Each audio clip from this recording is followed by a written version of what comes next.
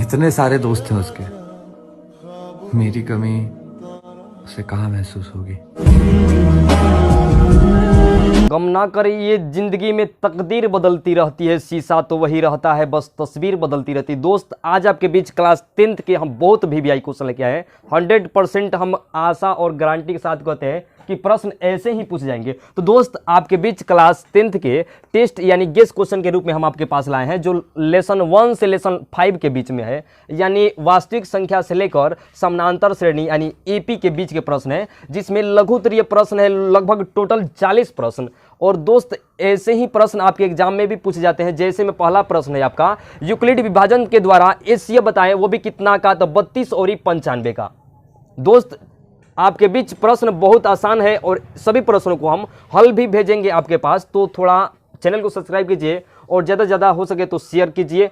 तो दोस्त, प्रश्न नंबर 2 है कि अभाज्य गुणनखंड करें, वो भी 140 का। अभाज्य गुणनखंड के द्वारा एचसीएफ बताना है 30 और 270 का। अभाज्य गुणनखंड के द्वारा एलसीएम बताना है 32 और 48 का। सिद्ध करे कि √2 एक अपरिमेय संख्या। फिर है प्रश्न की सिद्ध करे 1 + √2 एक अपरिमेय संख्या। शांत और अशांत बताना है कितना, 90/40, 30/90 और 80/140। दोस्त, आपके ऑब्जेक्टिव प्रश्न पूछे जाते हैं कि परिमेय संख्या बताइए इसमें से कौन है, अपरिमेय संख्या बताइए कौन है। तो यहाँ पे हम आपको ऑप्शन दे दिए हैं लगभग 7-8, तो इसमें से बताना है कौन संख्या परिमेय है कौन अपरिमेय है।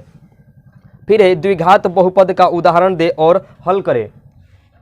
शून्यकों की युग और शून्यकों के गुणनफल, यहाँ पे केवल शून्यकों की आपको युग बताना है, x² - 3x + 3। जांच करना है कि कौन आपका एपी है या नहीं। ये प्रश्न नंबर 40 है, तो इसको बाद में देखेंगे। यहाँ पे देखिए आपको दिया है शून्यकों की युग और गुणनफल, यानी अल्फा + बीटा और ये अल्फा × बीटा का मान बताना है इस समीकरण का। फिर बहुपद बताना है, जब आपको अल्फा + बीटा का मान 1/2 और अल्फा × बीटा का मान 1/2 दिया गया है, तो आपको बहुपद बता देना है x² - alpha × beta, x + alpha × beta. फिर यहाँ पे दिया है बाबू कि इतना से इतना के बीच में आपको भाग देना है और भागफल और शेषफल आपको बताना है। फिर दिया ये समीकरण और समीकरण के बीच में अल्फा × बीटा का मान आपको निकाल देना है। फिर दे रहा है कि इसको हल कीजिए, यानी शून्य इसका बताना है, यानी x के दुग मान बताना है, क्योंकि द्विघात समीकरण है ना। लेसन नंबर 3 की तरफ हम बढ़ते हैं। तो दिया है 2 चर वाले रैखिक समीकरण के युग्मों को लिखिए। 2 चर वाले रैखिक समीकरण के युग्म को लिख देना है। फिर है आपका x + 2y = 3 समीकरण 1 और 4x + 3y = 2 समीकरण 2। इसको ग्राफ विधि से हल करना है। फिर 2 चर वाले रैखिक समीकरण को प्रतिच्छेदी कब होता है, 2 चर वाले रैखिक समीकरण प्रतिच्छेदी कब होता है, इसका शर्त बताना है आपको।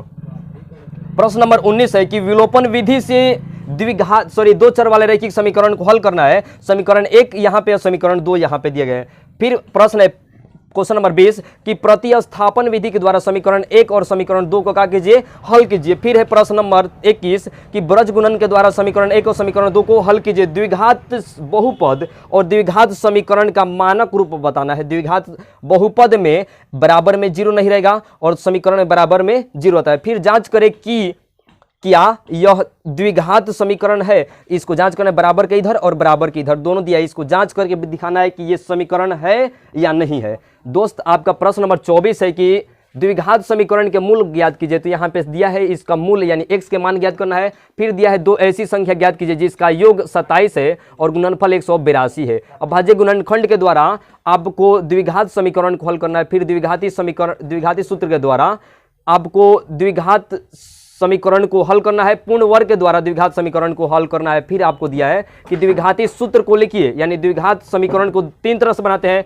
पूर्ण वर्ग विधि, अभाज्य गुणनखंड विधि और द्विघाती सूत्र विधि। तो द्विघाती सूत्र को आपको क्या कर देना है, पुट कर देना है यहाँ पे। फिर दिया है 2 संख्याओं के वर्गों का अंतर 180 है।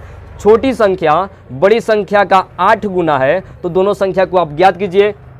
बता रहा है कि d बराबर जब 0 दिया है तो k का मान ज्ञात कीजिए जब समीकरण आपको यहाँ पे दिया गया है। फिर है प्रश्न नंबर लेसन नंबर 5 की तरफ बढ़ते हैं। तो दिया है एपी के 3 गो पद बताइए, जब प्रथम पद यानी a 3 दिया है, सर्वांतर भी 3 दिया है। 2 अंकों की कितनी संख्या 3 से विभाज्य होती है, आपको बता देना है। फिर है प्रश्न नंबर 34 कि एपी 8 3 - 2 के प्रथम 22 पदों का योग बताना है आपको। फिर दिया है प्रश्न नंबर 35 कि a = 3, d = 2, n = 10, तो an बताना है आपको। प्रश्न नंबर 36 है कि 8 के प्रथम 15 गुणजों का योग बताइए।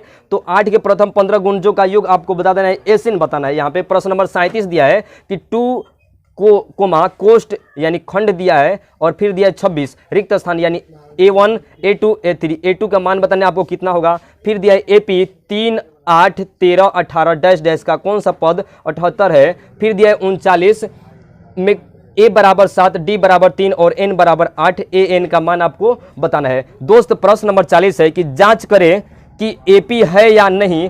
3 8 13 19 21 25 27।